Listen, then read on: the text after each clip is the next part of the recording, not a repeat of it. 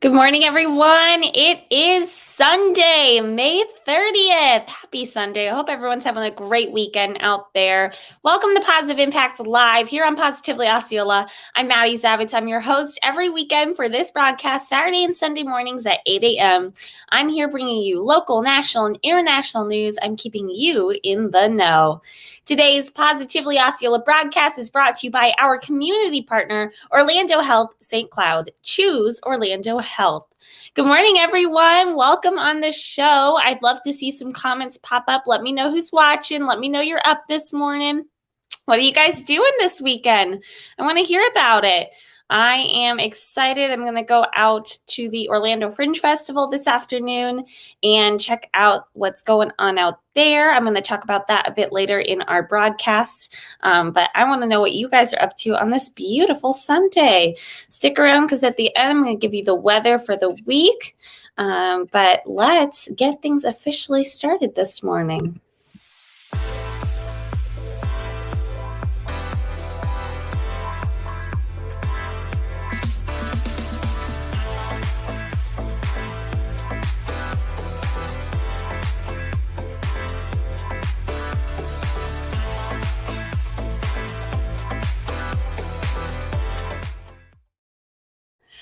Good morning, everyone. Again, welcome to Positive Impacts Live here on Positively Osceola. I am your host, Madi Zavitz. Do this little show every Saturday and Sunday morning. I love picking out the articles every week, and I am excited to share them with you. So, again, get those comments going, hit the share button. Let's get everyone in the know this weekend. All right, starting with a little bit on travel. I am itching to get on a vacation. It's been a crazy year. It's been a little stressful.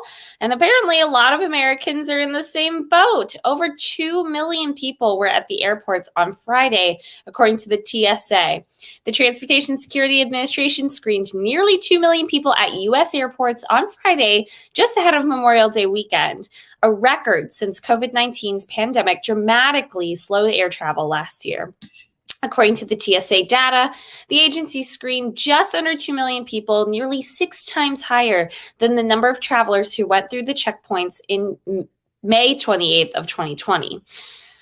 On the same day in 2019, however, a year before the pandemic, the agency screened over 2.5 million people.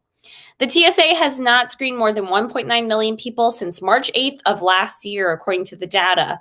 Air travel fell significantly about a week later and has remained lower than average since people stopped traveling for work or pleasure to slow the spread of the coronavirus. From March 17th to October 18th of this past year, the agency screened less than 1 million passengers daily. The TSA has been planning for an increase in travel this summer and earlier in the year announced it by intending to hire some 6,000 new officers by the end of summer. The increase in air travel is yet another sign that pre-pandemic norms are returning to the U.S., as more than half of adults in the U.S. have been fully vaccinated for COVID-19 as of this past week. People who are fully vaccinated against COVID-19 can travel throughout the U.S. without getting tested for the disease before or after travel, according to CDC guidelines. The agency still recommends that fully vaccinated individuals wear face masks while traveling. And I do believe every single plane company is requiring you to wear a mask on the plane as you travel. That may update as time goes on, but at the moment it is still required for travel. But that's exciting to hear, especially here in beautiful sunny Central Florida, where we rely on that tourism as a big chunk of our industry. Not all of it, but quite a bit of it. That is great news to hear. And who knows, maybe later this summer, I'll get to be one of those people and I'll get to take a little vacation. Someone will have to cover me here on the show, but I need a break and I can't wait. And now that I'm fully vaccinated, I can do it.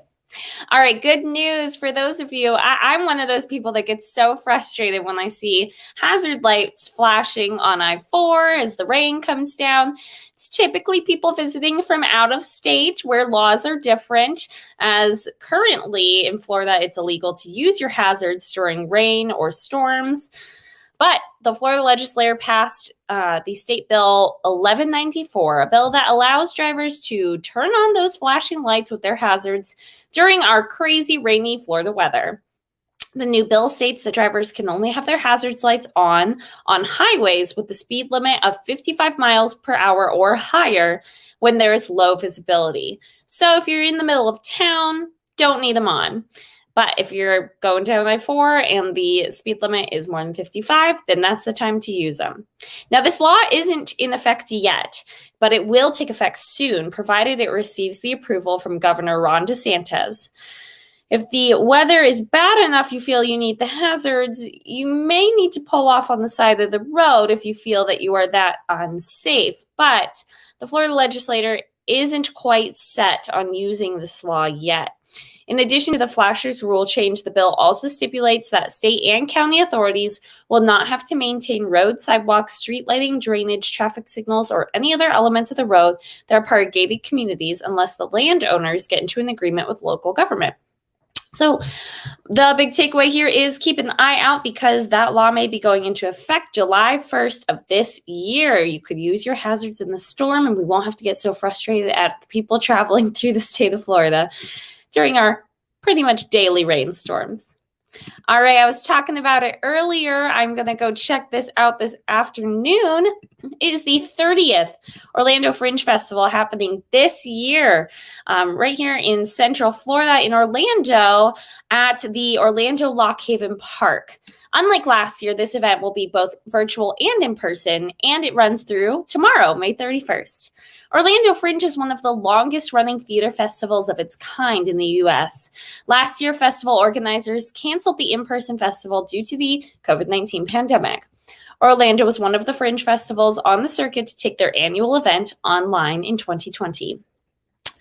Arts play a crucial role in our community's recovery, said Orlando Mayor Buddy Dyer in the online ceremonies in 2020. Fringe is always a space where we leave our troubles behind.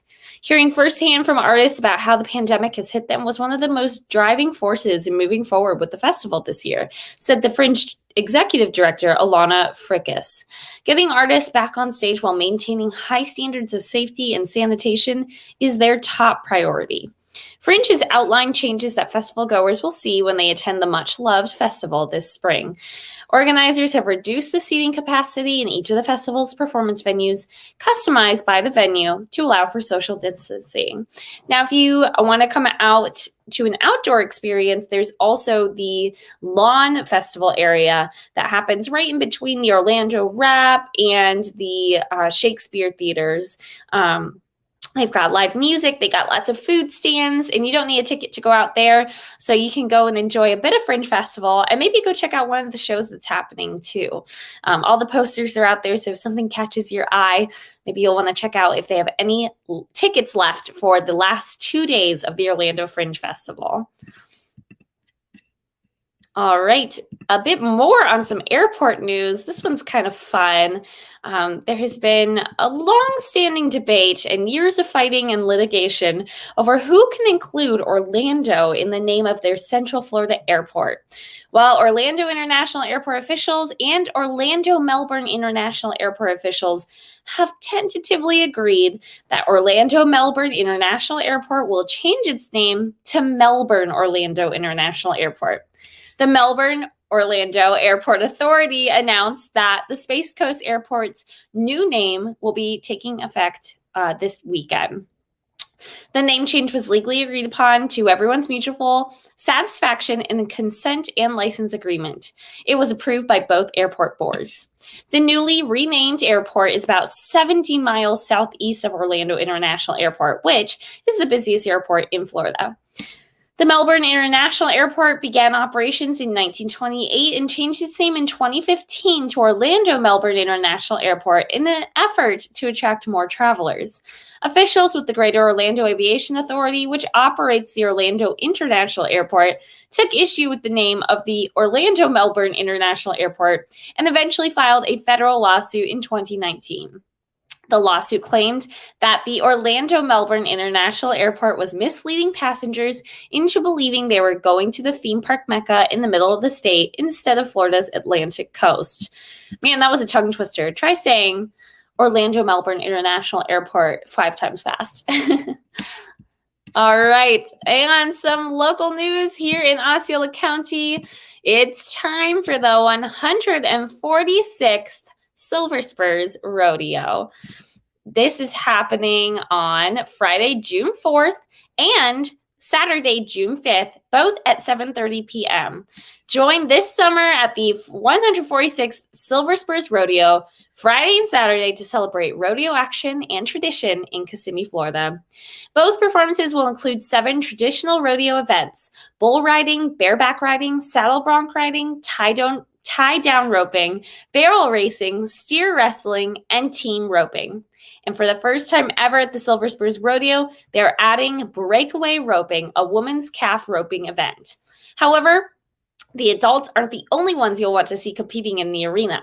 There will also be a junior bull riding and barrel racing during each performance. And they are excited to announce that a crowd favorite event, the Mutton Bustin', is back. This will be the first come, first served event when the doors open 1 hour prior to each performance. All active and retired military personnel receive free admission to their summer rodeo events with proof of military service.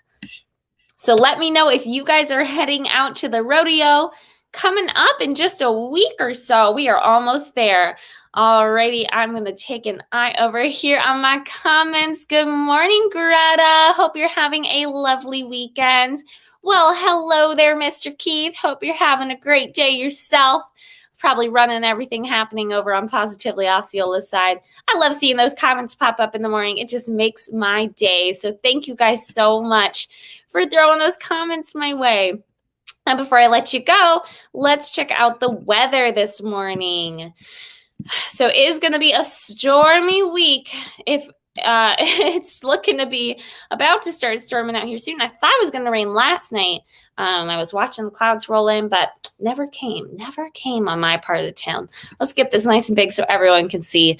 Yep, we got storms coming all week. But listen, like I said yesterday, my lawn needs it. It's looking a little crispy out there, so I can get some free lawn watering in this week with all these storms Sunday through Saturday. Our highs are going to stick around in the low 90s and high 80s, while our lows are hitting the low 70s. So keep an umbrella, get those galoshes, get those rain boots and your rain jacket in the car. Be ready, because Florida, it could be sunny 1 minute and then storming the next. But that's all a part of being a Floridian. All right, guys, that's it for me this morning here on Positive Impact Live. Thank you so much for joining me this morning. As always, you can check out our Facebook, Instagram, Twitter, YouTube, and our website, positivelyosceola.com, to keep you in the know on everything happening in and around Osceola County. Be sure to tune in with me every Saturday and Sunday morning at 8 a.m. for Positive Impact Live. I'm so proud to be part of a team like Positively Osceola, where we are making a positive impact in and around Osceola County. You guys have a great weekend, and I will see you on Saturday. Bye.